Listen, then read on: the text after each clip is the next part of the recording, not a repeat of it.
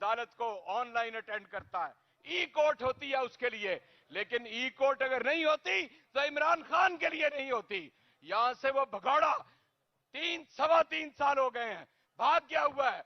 उसके crime minister imported हुकूमत का 4 हफ्ते की उसने सिर्फ 4 हफ्ते की जमानत ली थी, लेकिन वो आज 3-3.25 साल गुजरने के बावजूद वापस नहीं आया। चुनाचे हम ये बताना चाहते हैं, बारे दिगर बताना चाहते हैं कि हम कानून को हाथ में नहीं लेंगे। मेरे दोस्तों और साथियों,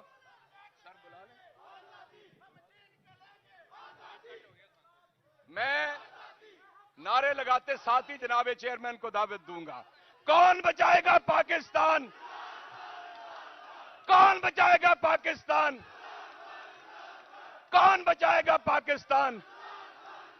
इंशाअल्लाह जनाबे वजीर आजम इमरान खान।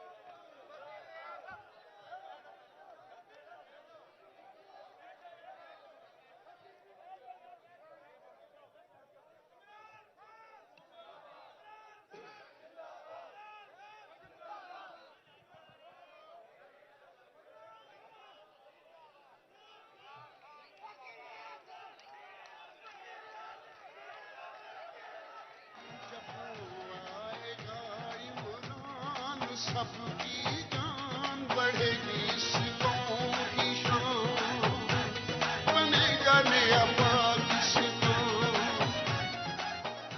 जब वो आएगा। बिस्मिल्लाहिर्रहमानिर्रहीम। इय्याका नअबुदु व इय्याका नस्तईन। अल्लाह तेरी इबादत करते हैं और सिर्फ तेरे से मदद मांगते हैं। ला इलाहा इल्लल्लाह, कोई नहीं है खुदा अल्लाह के सिवा। हम सिर्फ एक अल्लाह के सामने झुकते हैं। ना मैं किसी इंसान, ना किसी इदारे, किसी के सामने मैं ना जिंदगी में झुका हूं और इंशाल्लाह आपको भी कभी झुकने नहीं दूंगा।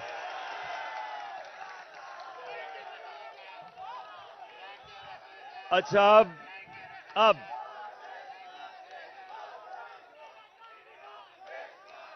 शुक्रिया। अच्छा सुने आप, मैंने आज आप सबको यहां इसलिए दावत दी कि जिस जज्बे और जुनून से, जिस तरह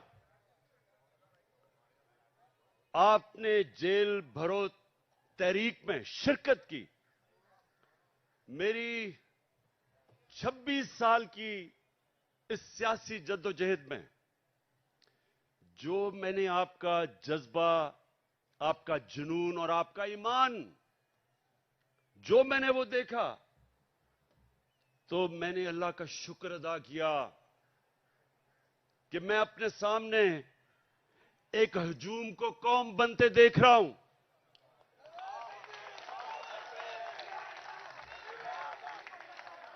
सुने थोड़ा मैं एक मिनट मैंने आपको यहां मेरी हौसला अफजाई के लिए नहीं बुलाया, मैंने तो आपका शुक्रिया अदा करना था।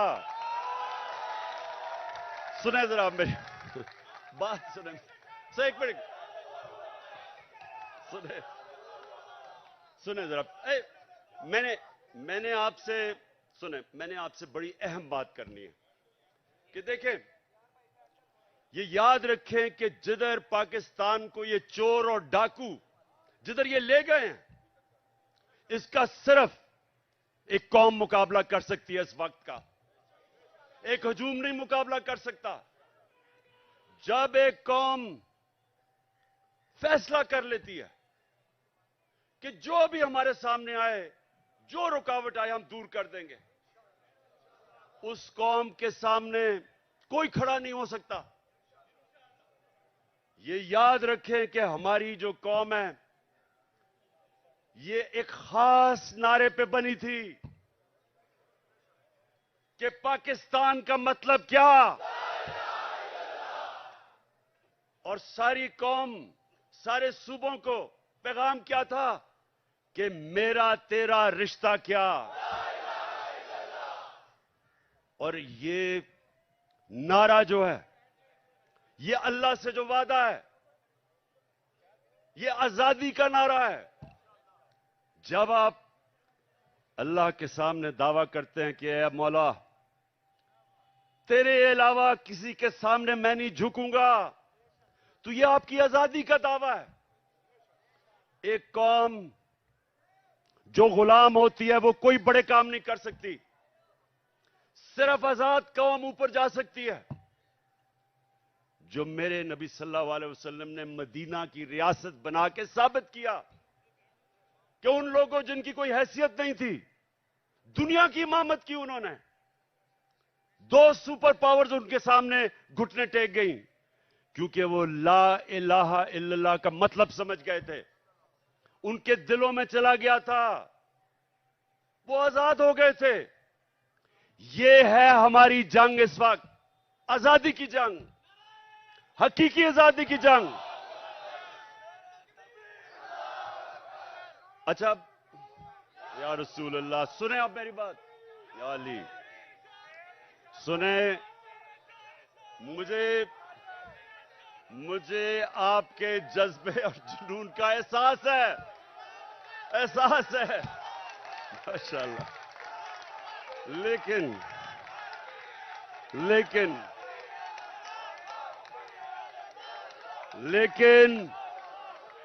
सुने जरा, सुने।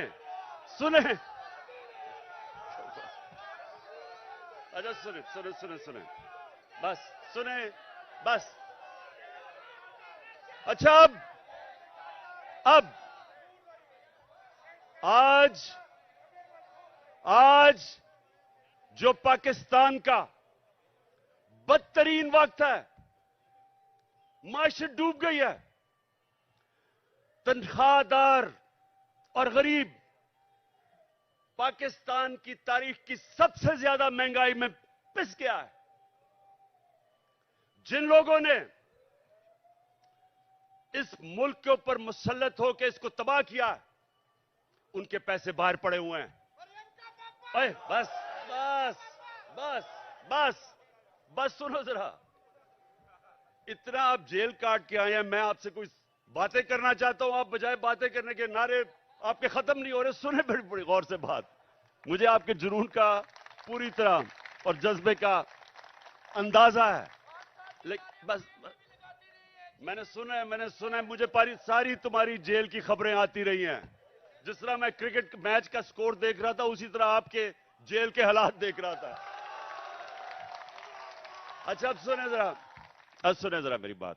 देखें, आज हमारा मुल्क ये नीचे क्यों दुनिया के सामने जलील हो रहा है? वो क्राइम मिनिस्टर जाके पैसे मांगता फिर रहा है और लोग ठुकरा रहे हैं उसको। कोई पाकिस्तान का, आप अगर हिंदुस्तान की चैनल देखें तो जो पाकिस्तान को जलील किया जा रहा है, तो ये क्यों हुआ? अब जरा बड़ी गौर से बात सुने, मेरे जज्बा और जुनून वाले, मेरे जो टाइगर, जिस तरह आप जेलों में होके आए हैं, मेरी गौर से बात सुने। देखें, अल्लाह का हुक्म है, अमर बिल मारूफ व नही अनिल मुनकर। क्या मतलब है उसका? हुक्म है अल्लाह को एक कौम को कि तुमने राय हक पे खड़ा होना है, सच पे खड़ा होना है, अच्छाई के साथ खड़ा होना है और बुराई और जुल्म का मुकाबला करना है, जिहाद करनी है। यह हुक्म है अल्लाह का। आज अगर पाकिस्तान का आपने ये हाल देखना है, जो हम नीचे कभी भी पाकिस्तान इतना नीचे नहीं गिरा जो आज है। तो उसकी जरा वजह सुन लो। प्राइम मिनिस्टर 16 अरब रुपए का एफआईए का केस की चोरी में सजा होने लगी थी। 8 अरब नैब के अंदर सजा होने लगी थी, जबकि जनरल बाजवा ने इसको बचा के प्राइम मिनिस्टर बनाया। इंटीरियर मिनिस्टर किसी से फैसलाबाद में पूछ लें कि इससे बड़ा बदमाश फैसलाबाद का है ही नहीं। कोई जुर्म नहीं है जो इसने नहीं किया, अपना खुद कहता है। इनका अपना वजीर वो कहता है कि इसने 18 कत्ल किए हैं, लोग कहते हैं इससे बहुत ज्यादा कत्ल किए हैं इसने। जमीनों पे कब्जे, कातिल, वो बैठ गया इंटीरियर मिनिस्टर। आसिफ जरदारी जो पीछे से बैठ के ये सारा खेल खेल रहा है, वो दुनिया में माना हुआ चोर है। सिंध में जाके पूछें कि लोगों के ऊपर वो क्या जुल्म करता है। मुखालफिन को कत्ल, मुर्तजा भुट्टो कि उसकी फैमिली कहती है इसने मुर्तजा को कत्ल करवाया। चोर, कातिल, अरबों रुपए की चोरी का केस में पकड़ा जाने लगा था, जनरल बाजवा ने बचाया इसको। और उधर लंदन में बैठा हुआ भगौड़ा जो मुल्क को वहां बैठ के कंट्रोल कर रहा, सजा याफ्ता, अरबों रुपए के घर में बैठा हुआ लंदन में, जो यहां से चोरी करके पैसा लेके गया है, वो मुल्क को वहां से बैठ के फैसले कर रहा है कि आर्मी चीफ कौन बनेगा। मुझे यह बताएं कि जब मुल्क के सरबरा ऊपर फैसला करने वाले मुल्क के बड़े बड़े मुजरिम बैठ जाएंगे तो क्या मुल्क का दिवालिया नहीं निकलना? कौन सा मुल्क दुनिया में, मुझे एक मुल्क बताएं जो कि ऊपर जा रहा हो और जिधर इस तरह के चोर बैठे हो। और अल्लाह का हुक्म है हमें कि हमने तो इन लोगों के खिलाफ जहाद लड़नी थी। जब इंसान भेड़ बकरियां बन जाते हैं, जब वो राय हक पे नहीं खड़े होते, जब वो जुल्म का मुकाबला नहीं करते, तो अल्लाह उनको भेड़ बकरियों की तरह रखता है, उनकी कोई हैसियत नहीं होती। जिस कौम में जुल्म का मुकाबला करने की सकत नहीं होती, दिलेरी नहीं होती, वो कौम गुलाम बन जाती है। मैं बार बार इस्लाम के सबसे बड़ा जो सानिया हुआ था करबला का, मैं बार बार बताता हूं कि कूफा के लोगों को पता था कि हजरत इमाम हुसैन राय हक पे खड़े थे, उनको पता था। लेकिन यजीद के जुल्म के खौफ की वजह से उन्होंने इस्लाम की तारीख का सबसे बड़ा जुल्म होने दिया। ये जो खौफ का बुत है, ये इंसान को गुलाम बनाता है। इसकी पूजा करोगे, गुलाम भी होगे, जलील भी होगे। आज सारी दुनिया में पाकिस्तान जलील हो रहा है। भिखारियों की तरह कर्जे मांग रहे, कोई नहीं दे रहा, क्योंकि चोर ऊपर बैठे हुए हैं। वो क्यों नहीं दे रहे पैसे? नंबर 1 उन सारी बाहर की दुनिया के लोगों को पता है कि ये जो ऊपर बैठे हुए हैं ये सबसे बड़े डाकू हैं, इनके पैसा बाहर पड़ा है। मैं जब प्राइम मिनिस्टर था, तो जब दूसरे मुल्क का प्राइम मिनिस्टर मुझे मिलने आता था, तो मेरा जो फॉरेन ऑफिस है वो मुझे पूरी तफसील देता था, किधर पड़ा है, माजी में इसने क्या किया, इसकी रेपुटेशन क्या है। एक एक चीज मुझे पता होती थी जब वो मुझे मिलने आता था। तो क्या ख्याल है, जो आप ये आसिफ जरदारी या ये जो शहबाज शरीफ बाहर जाता है, एक एक चीज बाहर की दुनिया को पता होता है कि इनके कितने पैसे बाहर पड़े हैं। ये दो खानदान अगर आधा भी अपना पैसा पाकिस्तान में ले आए तो यहां आपको कोई आईएमएफ या किसी से कर्जे लेने की जरूरत ना पड़े। अपना पैसा चोरी करके मुल्क से बाहर और लोगों से भीख मांग रहे हैं कि पाकिस्तान को डॉलर दो। अपने पैसे डॉलरों में बाहर रखे हुए हैं। 100 रुपया जब से ये आए हैं, 100 रुपया गिरा है डॉलर के मुकाबले में। तो कौम तो 100 रुपए से ज्यादा गरीब हो गई है।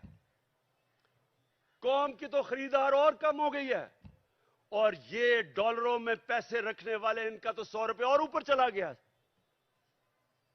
इनका मकसद कभी पाकिस्तान नहीं था, नहीं तो इनका जीना मरना मुल्क में होता। ईसीएल पे चले जाएं तो इनकी टांगें कांपनी शुरू हो जाती हैं, खौफजदा हो जाते हैं कि हम बाहर नहीं जा सकते। मैं ये कहता हूं, मुझे डालें ईसीएल पे, मैं तो जाना ही नहीं चाहता बाहर।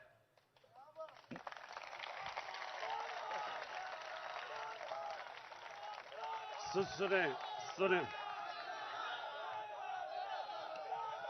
सुने, जब एक मुल्क के ऊपर जराइम पेशा लोग बैठ जाएं और एक मुल्क का आर्मी चीफ साजिश करके उनको ऊपर बिठा दे और फिर कौम को डराए कि अगर आप कुछ करेंगे तो जेलों में डाल देंगे, आपके ऊपर केसेस कर देंगे, खौफ दिलवा के इन चोरों की गुलामी करवाए और कौम चुप करके ये गुलामी तस्लीम कर ले। वो मौलाना रूमी ने जो कहा था, उनसे पूछा कि कौम कैसे मरती है। मौलाना रूमी से पूछा कि इंसान तो हमें पता है कैसे मरता है, कौम कैसे मरती है। मौलाना रूमी ने कहा, जब एक कौम अच्छे और बुरे की तमीज खत्म करती है, कौम मर जाती है। ये हमारी मौत है, ये सुन लो पाकिस्तानियों, ये मौत है। ये चोर जो ऊपर बैठे हुए हैं आपके सामने, इनके ऊपर जो केसेस हुए हैं, केसेस इमरान खान ने नहीं बनाए। इनके केसेस, इनकी जब हुकूमतें थी 10 साल में, तब के केसेस बने हुए हैं। ये इसहाक डार नून लीग की हुकूमत में बाहर भागा था। नवाज शरीफ के 2 बेटे नून लीग की हुकूमत में बाहर भागे थे। मैंने केसेस नहीं बनाए थे। मरियम जो पकड़ी गई पैनमा के अंदर, वो तो इंटरनेशनल इंकशाफ हुआ था, जिधर पता चला कि अरबों रुपए के 4 मेफेयर के लंदन के सबसे अमीर महंगे इलाके में इसके नाम पे निकले, और इसके भाई ने टीवी पे जाके तस्लीम किया कि अल्हम्दुलिल्लाह ये मरियम नवाज के फ्लैट है। आज तक एक रसीद नहीं बता सके कि पैसा किधर से आया है, क्योंकि चोरी का पैसा था। वो फिर रही है जिस तरह के कोई मलका एलिजाबेथ फिर रही है पाकिस्तान में, हर जगह कभी एक तक। और उसको, और ये जुल्म देखें, उसको पूरा तरह पुलिस का प्रोटोकॉल, पंजाब की हुकूमत टैक्स के पैसे के ऊपर उसकी मदद, उसके लिए ठहराना चलाना, जलसे करना। और जो साबिक वजीर आजम, एक कातलाना हमला हो चुका है, मुझे पता है कि इन्होंने किया। वो लोग जो आज सारे पावर में बैठे हैं, राना सनाउल्लाह, शहबाज शरीफ, और ये जो डर्टी हैरी जिसको मैं कहता हूं, अपनी एजेंसी का आदमी मुझे कत्ल कर रहा है। वो अभी भी इख्तिदार में बैठे हैं, और मुझे अदालतों के चक्कर लगा रहे हैं, अदालतों में मुझे चक्कर लगा रहे हैं। जब मैं भी तुम्हारी बात करवाता हूं, अभी करवाता हूं, सुने। वहां जाके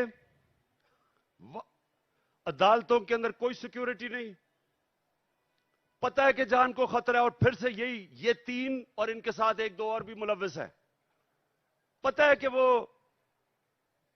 मुझे रास्ते से हटाना चाहते हैं, कोई सिक्योरिटी नहीं है। और छोटे छोटे केसेस में कभी किसी अदालत में बुला लें, कभी किसी अदालत में। और इसको जो कि जमानत पे थी, उसके लिए पुलिस प्रोटोकॉल हो रहा है। मैं सिर्फ कौम को यह बताना चाहता हूं कि इस निजाम को अगर हम कबूल कर गए, जो ये कोशिश कर रहे हैं डरा के धमका के, जिस तरह हम भेड़ बकरियां के हमें कबूल करवा लें, कोई आपके और आपके बच्चों का इस मुल्क में मुस्तकबिल नहीं है। इसलिए एक ही रास्ता है। हमारी कौम, मैं अपनी सारी कौम को आज कहता हूं कि ये जो जेल भरो तहरीक, ये सिर्फ लोगों के खौफ दूर करने थे कि हमें कोई जेलों से फिक्र नहीं। और मुझे पता है, वो बिल्कुल नौजवान ठीक कह रहा है कि जानवरों की तरह इन्होंने हमारे लोगों को रखा। इन्होंने जान के ये साबित करने शुरू के ये और डरेंगे, पीछे हट जाएंगे। जबकि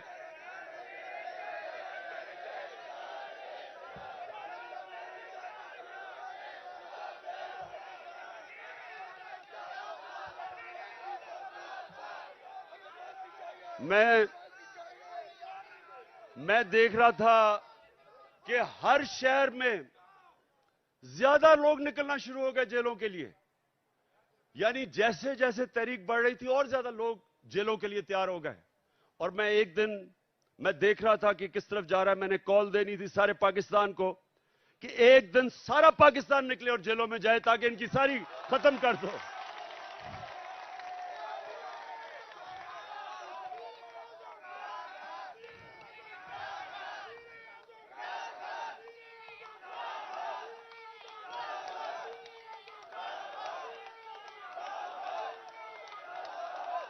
मैं चीफ जस्टिस को,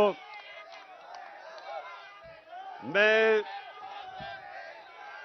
सुप्रीम, ठीक, बस मैं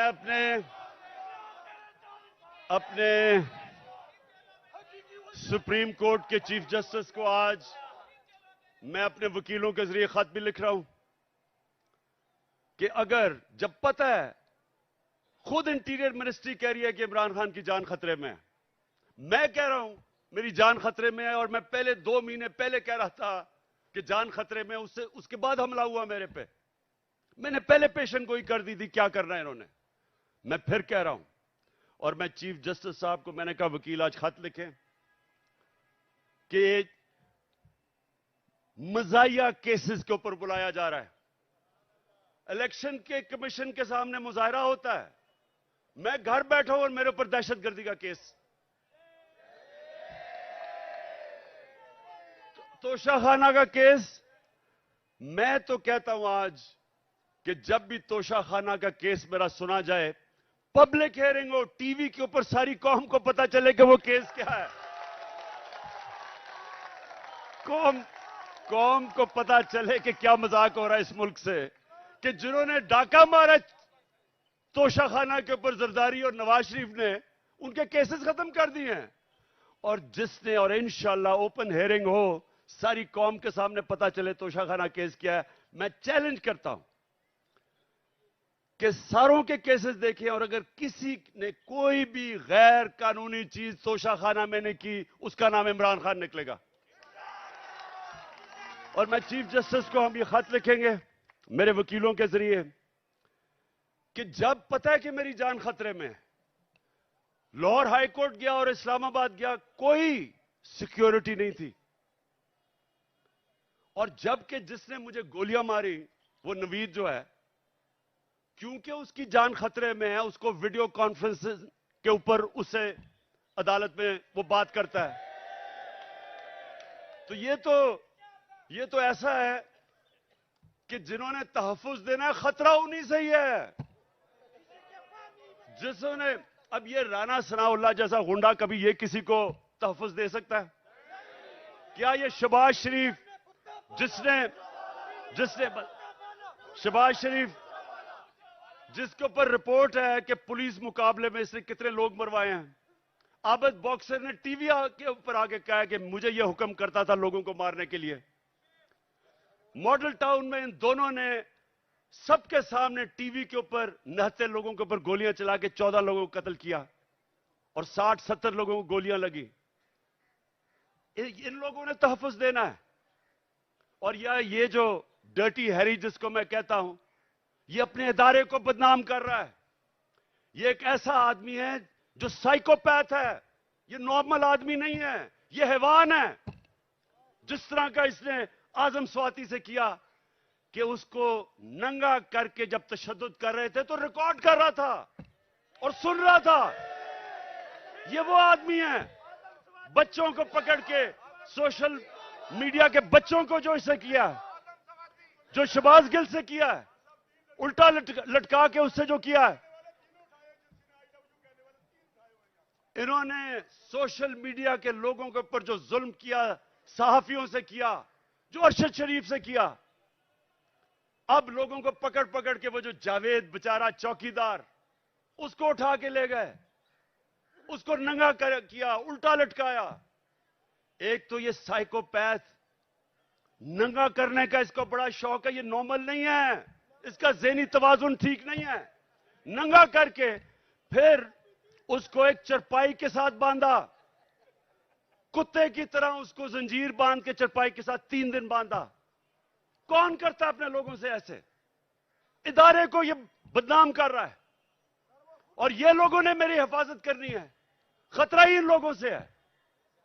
और इसलिए मैं चीफ जस्टिस को कह रहा हूं कि जब नवाज शरीफ जेल में था तो हमें हुक्म आया, मैं प्राइम मिनिस्टर था, कि अगर इसको जेल में कुछ हुआ तो आप जिम्मेदार हैं, हम जिम्मेदार हैं।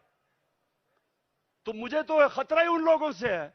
और मुझे कभी उधर जा रहा हूं, कभी किसी अदालत में, तो मैं आज चीफ जस्टिस साहब को इसके ऊपर लिखूंगा कि कौन जिम्मेदार है कि जब बार बार मुझे ये जाली केसेस पे बुला रहे हैं। और जब भी मेरा केस हो, और मैं चाहता हूं कि सारी कौम के सामने आए कि इमरान खान के ऊपर कौन से केसेस है, ताकि पता तो चले कि ये डाकुओं के अरबों रुपए के केसेस, हर किस्म का जुर्म किया है, वो माफ हो रहे हैं। और 74 केसेस मेरे ऊपर बना चुके अब तक, और मेरे लोगों के ऊपर, हर के ऊपर, आजम स्वाति के ऊपर 30 केस, शहबाज गिल एक केस खत्म होता दूसरा केस। क्या जुर्म है इनका? क्या ये आजम स्वाति का जुर्म था कि उसने कहा कि NRO 2 जनरल बाजवा ने दिया? इस पे किसी को कोई शक है? किसी को शक है? तो सच बोलने के ऊपर तशद्दुद, 34 केसेस, कभी किधर जा रहा है, कभी सिंध जा रहा है, कभी बलोचिस्तान जा रहा है। क्या ये पाकिस्तान का आज इंसाफ का निजाम है? और यही होना था जब चोरों को बाजवा ने ऊपर बैठा दिया, हमारे मुजरिमों को। तो मैं अपनी आज सारी कौम को कह रहा हूं, जो आगे, जब तक मेरी कौम इस जुल्म का मुकाबला नहीं करेगी, आगे आपके और आपके बच्चों का मुस्तकबिल अंधेरे में है। मैं जब शुरू में 11 महीने पहले कह रहा था, जब चोर ऊपर आए, मैंने पहले दिन से कहा कि मैं कभी इनको तस्लीम नहीं करूंगा। मैंने तब कहा था, मैं आज भी कह रहा हूं कि अगर मेरी कौम इनके खिलाफ ना खड़ी हुई, अगर हमने इनके सामने ना खड़े हुए, कोई मुस्तकबिल नहीं है इस मुल्क का। 8 लाख सबसे पढ़े लिखे लोग, प्रोफेशनल्स, पिछले चंद महीने में मुल्क छोड़ के चले गए हैं। कौम मुल्क से मायूस हो गए हैं, उम्मीद खत्म हो गई है। और क्यों ना हो, किसी मुल्क के ऊपर इन मुजरिमों को बिठा दो। मैं चैलेंज करता हूं, इन मुजरिमों को कल बरतानिया के ऊपर बिठा दो, उसका दिवालिया निकाल देंगे।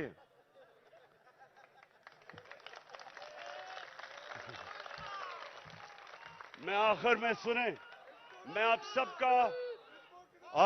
आप सबको खराज तहसीन पेश करता हूं। मैं आपके जज्बे और जुनून को सलाम करता हूं।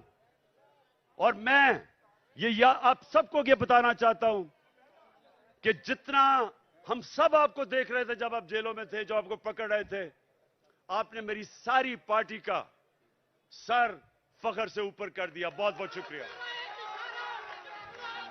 नायब जरूरी ऐलान सुने आप। आज के बाद खान साहब ने कहा है, ये मेरा जांबाज स्क्वाड है, जांबाज स्क्वाड जिंदाबाद, जांबाज स्क्वाड। रात 10 बजे तक आपने बाहर रहना है और उसके बाद आप जाइएगा, इसलिए कि इंपोर्टेड हुकूमत इस वक्त चारों तरफ जो है पुलिस लेकर आ गई है और इसका अंदेशा है कि वो गिरफ्तारी करें। इसलिए रात 10 बजे तक आपने रहना है, फिर लाहौर के दोस्त आ जाएंगे। दूसरा, आपके लिए चाय का इंतजाम है। इनका पैसा डॉलरों में कमाया जा रहा है। ये इतना बड़ा एहसास है कि हम थोड़ी अकल इस्तेमाल कर लें, मुल्क में माहौल ठीक कर दें, जिसको कहते हैं इन्वेस्टमेंट एनवायरनमेंट ठीक कर दें, ईज ऑफ डूइंग बिजनेस कर दें, हम इनके लिए रुकावटें कम कर दें, हम अपनी ब्यूरोक्रेसी को, सिविल सर्विस को, अपनी अदलिया को, अपनी फॉरेन मिशंस जो बैठी हुई हैं, हमारी जो फॉरेन एम्बेसीज है, सबको लगा दें कि हमने इनको सहूलतें देनी है पाकिस्तान में, ताकि ये अब पाकिस्तान में सरमायाकारी करें। आपको अंदाजा नहीं कि इस मुल्क में कितना पैसा आ सकता है। जो हम थोड़े थोड़े डॉलर्स के लिए जलील हो रहे हैं दुनिया में, एक दफा बैरून मुल्क पाकिस्तानियों के लिए हम माहौल बना दें, इस मुल्क में इतना पैसा आ सकता है, डॉलर्स आ सकते हैं कि हमें कभी आईएमएफ के पास जाना ना पड़े। आपको मैं अभी ब्लूमबर्ग, एक वो मैगजीन है ब्लूमबर्ग, उस मैगजीन के अंदर, क्योंकि दुनिया के अंदर दुनिया के जो मुल्क हैं उनकी मैशत के ऊपर वो कमेंट करती है। दुबई में, जरा ये गौर से सुने, दुबई में 20,000 पाकिस्तानियों ने प्रॉपर्टीज खरीदी हैं, 10.4 अरब डॉलर की। हम आईएमएफ के पीछे, हमारा प्रोग्राम था 6 अरब डॉलर का, हमने 3 अरब डॉलर लिए थे अपने दौर में। हम उसके लिए अपनी आजादी भी खो बैठते हैं, अपनी इज्जत भी खो बैठते हैं। सिर्फ 20,000, याद रखें 1 करोड़ पाकिस्तानी बाहर है, 20,000 पाकिस्तानियों ने दुबई में 10.4 अरब डॉलर की प्रॉपर्टी खरीदी है। तो पहले तो पूछे वो दुबई में क्यों खरीद रहे हैं, और वो तो यहां से पैसा बाहर जा रहा है ना। हमें पता है कि यहां बड़े बड़े जो बदकिस्मती से या ताकतवर लोग जो ये पैसा चोरी करते हैं, वो सारा बाहर भेज देते हैं। ये जो सारे मेफेयर के फ्लैट और ये सारा यहां का चोरी किया हुआ पैसा गया हुआ है। तो मैं तो सिर्फ दुबई की बात कर रहा हूं, मैं तो यूरोप की नहीं बात कर रहा, मैं अमेरिका की नहीं बात कर रहा, मैं इंग्लैंड की बात नहीं कर रहा, लंदन में कितनी प्रॉपर्टीज है पाकिस्तानियों की उसकी बात नहीं कर रहा, मैं तो सिर्फ दुबई की बात कर रहा हूं। सोचे पाकिस्तानियों का ये तो मुल्क से बाहर पैसा जा रहा है।